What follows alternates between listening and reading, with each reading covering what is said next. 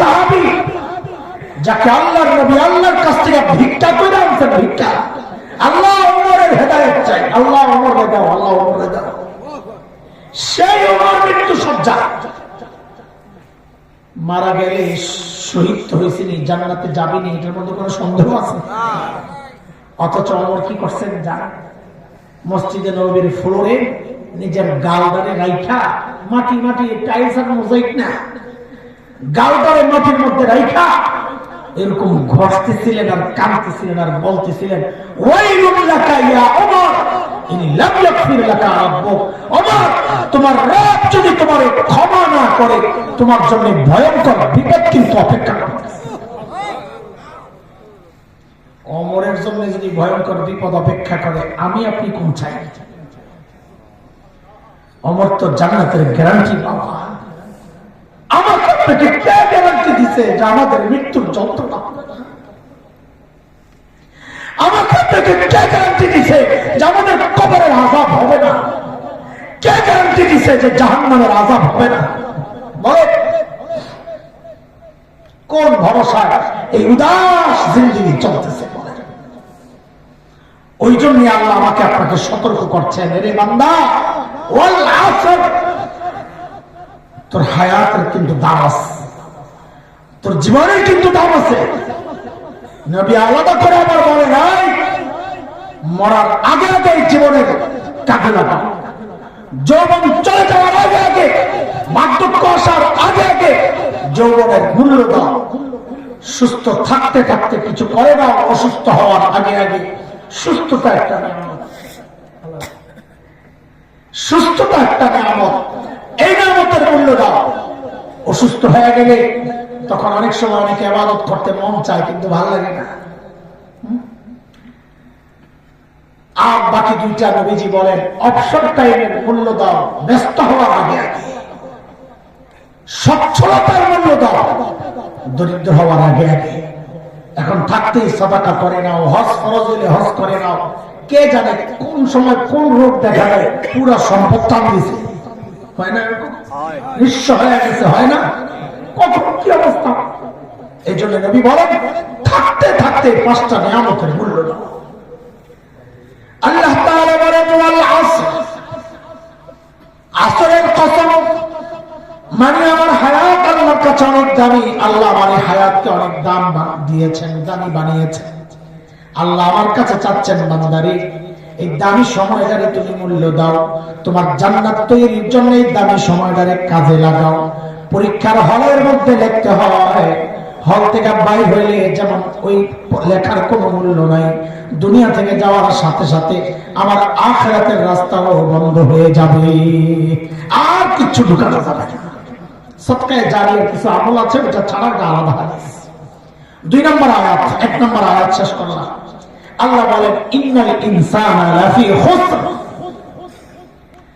হায়াতের মূল্য যদি কেউ না দেয়, সে অবশ্যই অবশ্যই ক্ষতিগ্রস্ত হবে।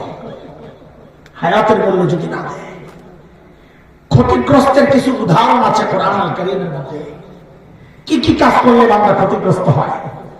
একটা আয়াতে শয়তান 4টা চ্যালেঞ্জ করেছে। আমি এই 4টা অপকর্মের মাধ্যমে আপনার বান্দাকে বিভ্রান্ত করব।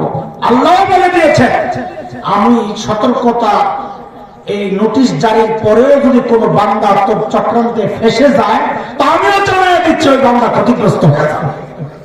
কয়টা বিষয় আল্লাহ বলেন, ওয়ালা উদিল্লান্নাহুম ওয়ালা উমান্নিয়ান্নাহুম ওয়ালা আমুরান্নাহুম ফালায়ুবাত্তিকুন্না আযানাল আনআম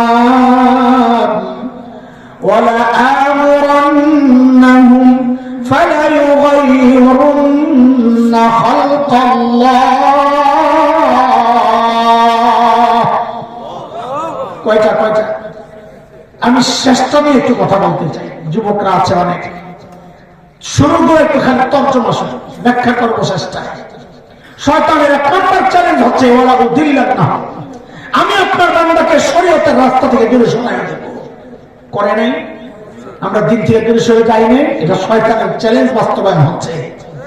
দুই নম্বর, আমি লোক দেখায়া দেখায়া তাদের দুনিয়ার মধ্যে এমন ভাবে জড়াইয়া দিব সে আখিরাত ভুলে যাবে। তিন নম্বর, এটা একটু বলা লাগবে হালকা, শয়তানের ভয়ঙ্কর চ্যালেঞ্জ হচ্ছে ওয়ালা আমুরান্নাহুম ফালা ইউবাত্তিকুন্না আযানাল আনআম, আমি আপনার বান্দাকে হুকুম করব তারা যেন চতুষ্পদ জন্তুর কান ছিদ্র করে। চতুষ্পদ জন্তুর কান কেন ছিদ্র করে?